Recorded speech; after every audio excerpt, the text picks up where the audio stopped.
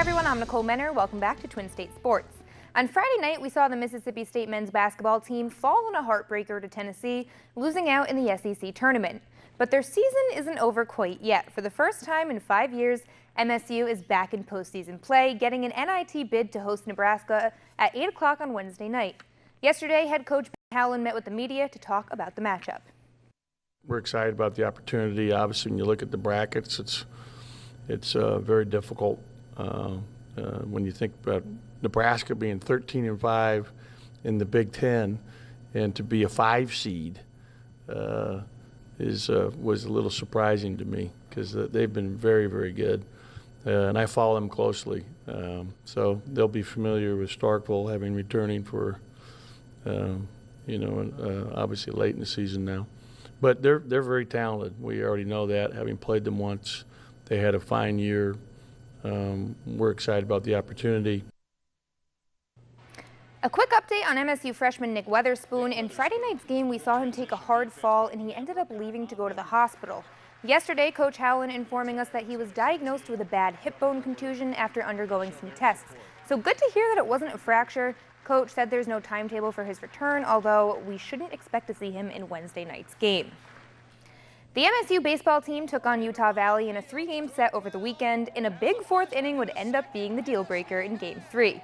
Rowdy Jordan gave his team the lift they needed with a 3-run shot to right field, putting the Dogs on top. MSU wins this one 5-3 and took the series. They're back on the diamond Wednesday for a midweek matchup with Southeastern Louisiana. The New Orleans Pelicans finally snapped their 10-game win streak on Friday when they fell to the Wizards in a game where they were without Anthony Davis, who was recovering from an ankle sprain. Yesterday, Davis made his return to the lineup in a special birthday edition. He turned 25 and celebrated by getting his first career triple-double. Davis would finish with 25 points, 11 boards, and a career-high 10 blocks. Check him out, also setting a franchise record with that. The Jazz, though, would pull ahead with the win 116-99, and Davis, after the game, staying modest, saying he didn't care about the career high, said that there was a lot he could have done better. But hey, we think he did pretty good. The Pelicans host the Hornets tomorrow night.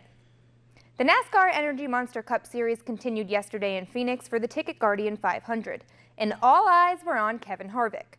As we told you on Friday, Harvick and his team were given penalties after Las Vegas for reasons Harvick didn't quite agree with, and he let that be known. So naturally, Harvick had a bit of fire underneath his belt heading into Sunday's race.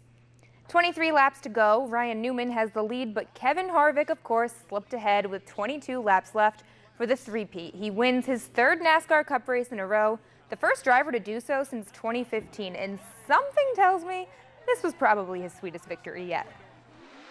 Just really proud of everybody.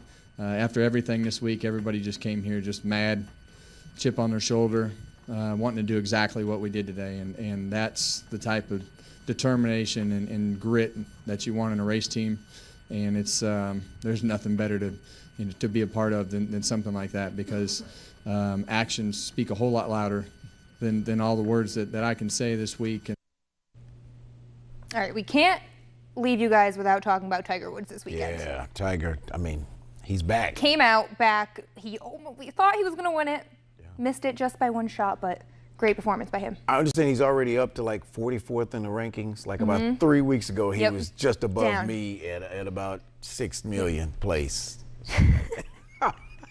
My golf game was just a tad bit off, but he's tad bit behind Tiger. He's just a little higher than mine. Thanks a lot, Nicole.